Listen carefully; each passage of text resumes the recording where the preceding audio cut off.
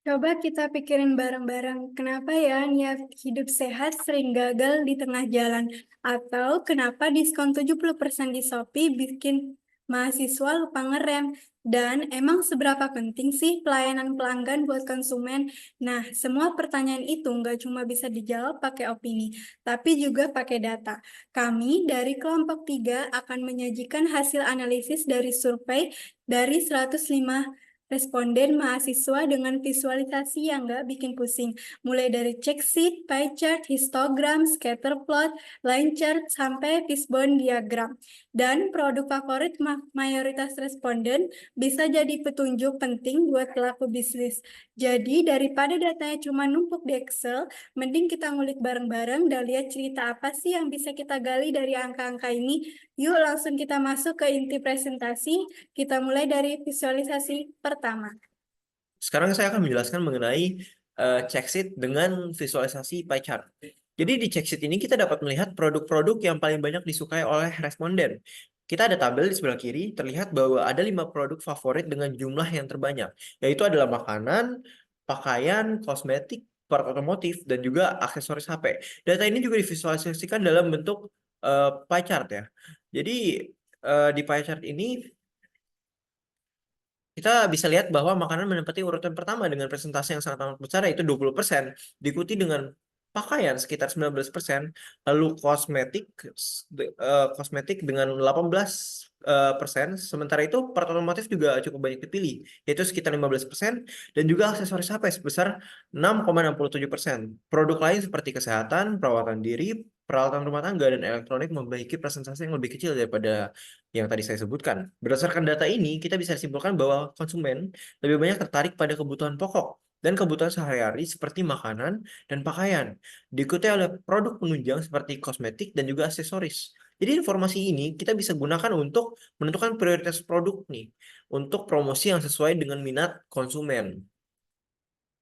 Selanjutnya itu ada bagian visualisasi, di bagian histogram, di bagian distribusi pengeluaran bulanan mahasiswa.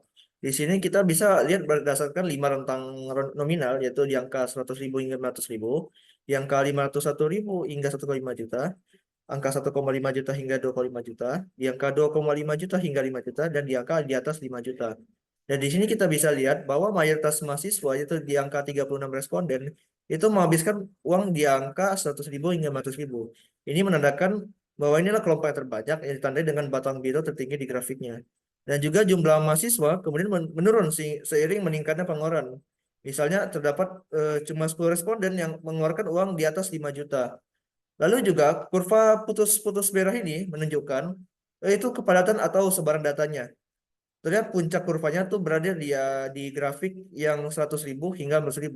Lalu menurun tajam ke kanan. Ini artinya bahwa mayoritas mahasiswa berada dalam kelompok pengeluaran rendah dan semakin sedikit mahasiswa yang memiliki pengeluaran besar.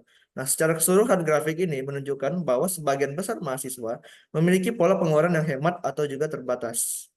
Baik, jadi di sini saya akan menjelaskan mengenai scatter plot dari persen diskon yang ditunggu dan juga frekuensi pembelian.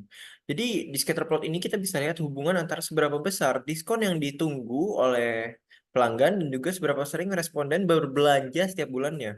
Titik hijau menunjukkan jawaban masing-masing responden, sedangkan garis merah adalah garis tren atau garis rata-rata hubungannya. Dari gambar ini terlihat bahwa semakin besar diskon yang diinginkan, frekuensi belanja memang semakin sedikit meningkat, tetapi kenaikannya tidak terlalu besar. Sebagian besar responden tetap memiliki frekuensi belanja yang rendah, meskipun mereka menunggu diskon yang besar. Jadi bisa disimpulkan diskon memang mempengaruhi keputusan belanja, tetapi tidak cukup kuat untuk membuat orang belanja lebih sering. Oleh karena itu, selain diskon, kita juga perlu cara lain, mungkin seperti program member atau promo khusus supaya pembeli bisa belanja lebih sering lagi. Baik, di sini saya akan menjelaskan tentang line chart dari data kami. Yang pertama adalah kita menganalisis bahwa kalau kita lihat bahwa sumbu X itu nomor responden dan juga sumbunya adalah skala like-nya 1 sampai 10 seperti itu. Nah, juga di garis biru menunjukkan potensi responden terhadap pentingnya suatu layanan. Garis oranye menunjukkan tingkat kepuasan responden terhadap pelayanan yang sama. Nah, kalau misal kita lihat nih, pola distribusi datanya juga ada umumnya berada di atas nilai 8. Ini mengindikasi bahwa mayoritas responden memiliki ekspektasi tinggi terhadap pelayanan yang mereka terima seperti itu. Dan juga hampir semua responden memberikan skor pentingnya lebih dari 7. Artinya layanan dinilai sangat vital. Nah juga kalau misalnya kita lihat tingkat kepuasannya juga ada skor kepuasan bervariasi lebih besar dibanding skor penting. Nah ini kalau misalnya kita lihat bahwa terdapat responden dengan tingkat kepuasan jauh di bawah harapan. Nah, misalnya di sekitar 20, 60, sampai juga 95 seperti itu. Dan juga ini menandakan bahwa ketidaksesuaian antara ekspektasi pelanggan dengan kenyataan pelayanan. Nah, dan kalau misalnya kita melihat analisis negatif dan positifnya juga antara pentingnya dan kepuasan itu ada titik-titik di mana skor penting jauh melebihi skor kepuasan. Ini adalah indikator potensi masalah layanan seperti itu. Dan juga kalau misalnya kita lihat di positifnya itu ada beberapa titik menunjukkan kepuasan sama atau bahkan melebihi ekspektasi. Contohnya sekitar responden ke-30 dan ke-70 seperti itu. Dan setelah itu kita juga melihat pola fluktuasinya juga cukup bervariasi. Kalau misalnya kita lihat bahwa garis biru pentingnya layanan relatif stabil dan juga garis oranye kepuasan menunjukkan fluktuasi yang tajam. Nah, ini juga indikasi bahwa pengalaman pelanggan sangat bervariasi tergantung pada situasi spesifik atas unit pelayanan dan juga Visualisasi Pareto chart ini merepresentasikan distribusi frekuensi berbagai sumber informasi produk yang digunakan oleh responden saat berbelanja. Dalam analisis ini kita menggunakan prinsip 80/20 yang bertujuan untuk mengidentifikasi sejumlah kecil faktor penyumbang mayoritas pengaruh. Dan dari data di sini kita melihat bahwa pada peringkat pertama ada media sosial yang mencatat jumlah responden sebesar 37, diikuti teman sebesar 17 responden, dan juga pada peringkat ketiga ada kombinasi dari keduanya sebesar 11%. Ini mana di sini menunjukkan bahwa pengaruh ganda dari lingkungan sosial dan juga digital memperkuat keputusan konsumen. Faktor-faktor berikutnya seperti website resmi Shopee dan juga endorsement influencer juga menyumbang pengaruh tambahan namun dengan frekuensi yang menurun secara signifikan. Dan di sini kita dapat melihat bahwa garis merah yang di sini menunjukkan akumulasi presentase responden dari kiri ke kanan sesuai dengan kategori yang disusun dari jumlah tertinggi ke terendah. Nah, fungsinya untuk mengidentifikasi berapa besar proporsi total yang dicapai jika kita menjumlahkan kategori-kategori utama secara bertahap. Di sini kita perhatikan bahwa grafik ini menunjukkan akumulasi persentase jumlah responden dari kiri ke kanan, yang seharusnya kalau batangnya semakin kecil, garis merah ini akan naik secara perlahan. Tapi di sini kita melihat bahwa garis merahnya cukup naik tajam padahal jumlah respondennya kecil. Ini terjadi karena urutan kategori di grafik ini tidak sepenuhnya dari yang terbanyak ke yang paling sedikit. Di mana di sini ada kategori yang diletakkan sebelum kategori yang lebih kecil lagi. Jadi kontribusinya terhadap total masih terlihat lebih besar. Makanya garis merah naik cukup cepat.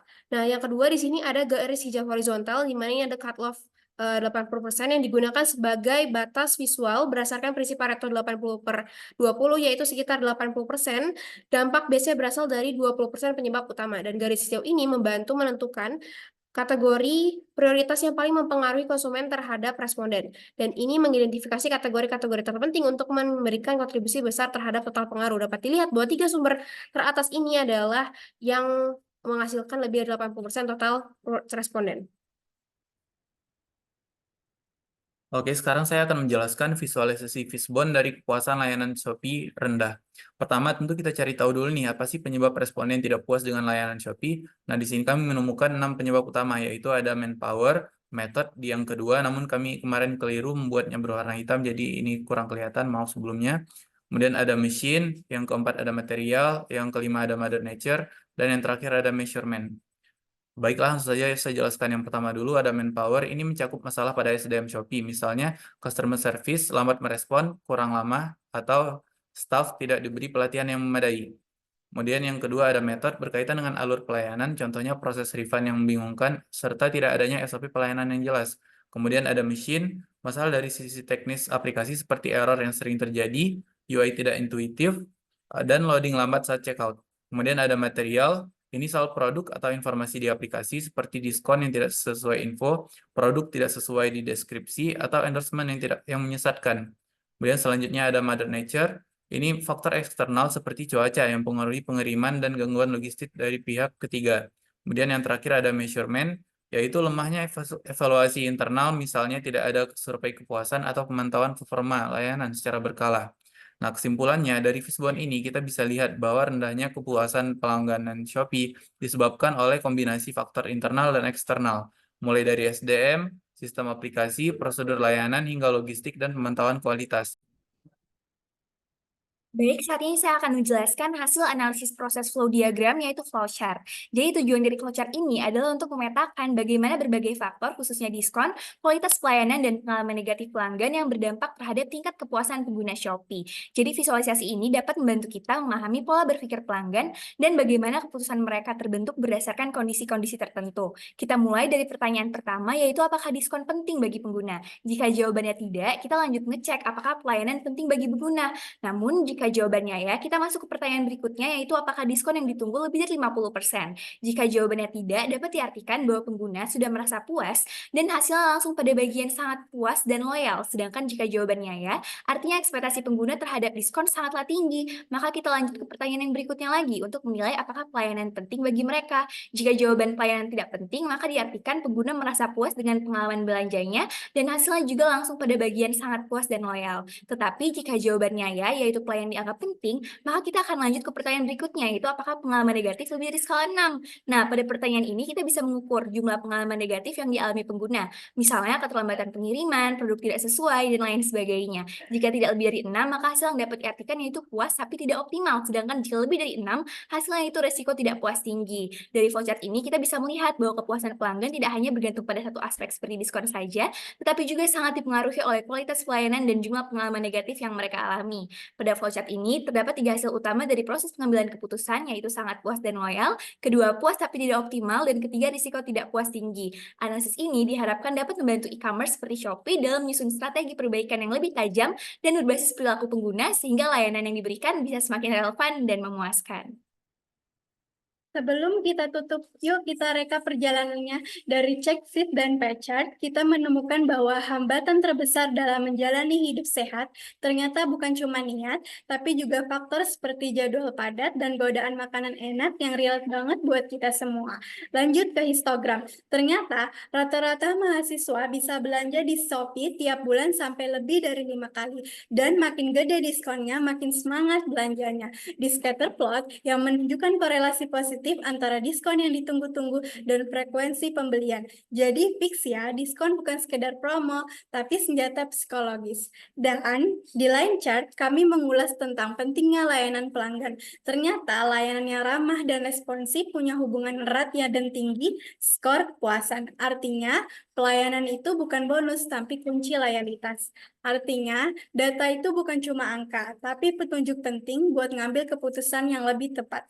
Jadi, sebelum kalian scroll Shopee, yuk jadikan data sebagai panduan hidup yang lebih sehat, lebih hemat, dan lebih strategis.